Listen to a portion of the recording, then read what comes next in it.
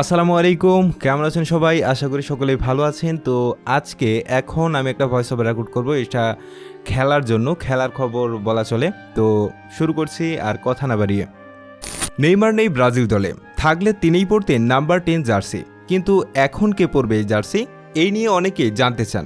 ব্রাজিলের এই ঐতিহাসিক জার্সিটা কার গায়ে উঠবে, এই প্রশ্নের জবাব দিব আজ।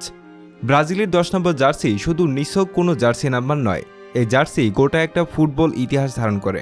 বর্তমান সময়ে 10 নম্বর জার্সি যতটা জনপ্রিয়, একসময় তেমন ছিল না। 10 নম্বর জার্সির বিশ্বমুখী এই জনপ্রিয়তা করিয়েছেন সর্বকালের সেরা খেলোয়াড় ফুটবল সম্রাট পেলে। এরপর একের পর এক রথী মহারথীদের ছোঁয়ায় 10 নম্বর জার্সির মূল্যমান এসে পৌঁছেছে আজকের বাজারে। ব্রাজিলের 10 নম্বর জার্সি সবসময় এমন কেউ গায়ে চাপিয়েছেন যিনি দলের মোস্ট ডেকোরেটেড প্লেয়ার।